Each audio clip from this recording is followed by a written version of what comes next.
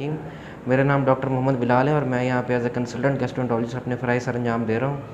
आज जिस बीमारी के बारे में मैं आपको बताना चाह रहा हूँ, वो हमारी सोसाइटी में, हमारे मुल्क में बहुत कॉमन है, जिसे हम हेपेटाइटिस कहते हैं या आम ज़बान में इसे यरकान भी कहते हैं। यरकान बेसिकली 2 किस्म का होता है, एक पीला यरकान और एक काला यरकान। इस चीज़ को समझने की ज़रूरत है कि हेपेटाइटिस जो है उसकी बहुत सारी वजूहात होती हैं, यरकान की बहुत सारी वजूहात होती हैं। उनमें से मतलब वो दवाइयों की वजह से भी हो सकता है, किसी इन्फेक्शन की वजह से भी हो सकता है, लेकिन सबसे ज़्यादा कॉमन जो वजह है जो हमारे मुल्क में है वो वायरल हेपेटाइटिस है। वायरल हेपेटाइटिस वायरस, अब वायरस की आगे से मल्टीपल टाइप्स होती हैं, hepatitis A virus, hepatitis B virus, C virus, D virus और ई वायरस। ये सारे वायरस जो हैं ये आपको जिगर की सोजिश करते हैं और जिसे हम हेपेटाइटिस कहते हैं। अब इनमें हेपेटाइटिस बी और सी को हम आम ज़बान में काला यरकान कहते हैं और बाकी ए और ई को हम पीला यरकान कहते हैं। पीला यरकान जो है वो आपका इतना मतलब आलूदा पानी से फैलता है और इतना ज़्यादा ख़तरनाक नहीं समझा जाता। उस पे फिर किसी टाइम मैं आपको ज़रा डिटेल से बताऊँगा। लेकिन जो इम्पोर्टेंट चीज़ है वो काला यरकान है। हेपेटाइटिस बी और सी, स्पेशली हेपेटाइटिस सी।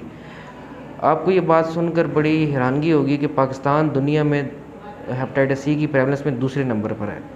मतलब कि दुनिया में जितनी भी ममालिक हैं उसमें पाकिस्तान दूसरे नंबर पर है जहाँ पे सबसे ज़्यादा काला यरकान हेपेटाइटिस सी पाया जाता है। तो उसकी वजह से जिगर की जो बीमारियाँ हैं वो भी ज़्यादा हैं। अब हेपेटाइटिस सी जो है वो काला यरकान वो करता क्या है?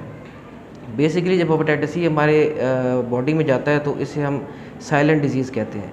वो आपकी बॉडी में हेपेटाइटिस सी 1 से 2, 2 से 4, 3 4 से 8, 8 से 16 वो बढ़ रहा होता है, लेकिन हमारी बॉडी में उसका इतने असरात नहीं हो रहे होते। खामोश बीमारी उसे कहा जाता है। तो लेकिन एक ख़ास लिमिट के बाद जब आपके बॉडी में काला यरकान बहुत ज़्यादा हो जाता है, हेपेटाइटिस सी बहुत ज़्यादा हो जाता है, तो वो अपने जिगर पे असर करना शुरू कर देता है।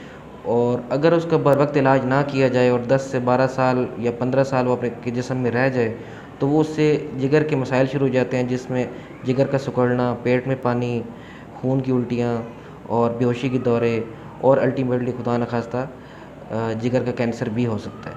तो इसीलिए काले यरकान का, हेपेटाइटिस सी का और हेपेटाइटिस बी का बर वक्त उसकी तशख़ीस और बर वक्त इलाज बहुत ज़रूरी है। मेरा मशवरा सबको यही है कि एटलीस्ट हर किसी को अपनी लाइफ टाइम में एक दफ़ा फिल फॉर हेपेटाइटिस बी और सी की स्क्रीनिंग लाजमी करवानी चाहिए और मुतबातर हर 2-4 साल बाद करवा के रखनी चाहिए।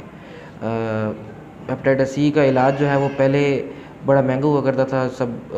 उसमें इंजेक्शंस लगते थे जो कि 6 महीने का कोर्स होता था और उसमें 72 टीके लगा करते थे, फिर 24 टीके आ गए और उसकी वजह से मरीज़ को बुखार हो जाना, खून का जल जाना, खून की कमी हो जाना और बड़े मसले मसाइल होते थे, जिसकी वजह से अक्सर लोग इन वजूहात की वजह से उसका इलाज नहीं कराते थे। लेकिन अब वो जो इंटरफेरॉन की टीके हैं वो भी ख़त्म हो चुकी हैं। अब नई टैबलेट्स आ चुकी हैं जो कि बहुत ही सिंपल ट्रीटमेंट है। एक टैबलेट होती है और वो आपको 3 महीने खानी होती है और उसका 96% रिज़ल्ट है। उसमें मतलब कि 100 में से 96 मरीज़ वो मुकम्मल सेहतयाब हो जाते हैं और उनका काला यरकान हेपेटाइटिस सी ख़त्म हो जाता है। तो मेरा मशवरा यही है कि आप सबको क्योंकि हमारे इलाके में, हमारे मुल्क में बहुत ज़्यादा हेपेटाइटिस सी और बी है, तो एटलीस्ट एक दफ़ा सबको अपनी स्क्रीनिंग लाजमी करानी चाहिए और हर 5 साल बाद मिनिमम हर किसी को अपनी हेपेटाइटिस बी और सी की स्क्रीनिंग करा के रखना चाहिए। और अगर खुदा न खास्ता हेपेटाइटिस सी या बी निकल आए तो फ़ौरी तौर पे अपने डॉक्टर से रुजू करना चाहिए। बहुत शुक्रिया।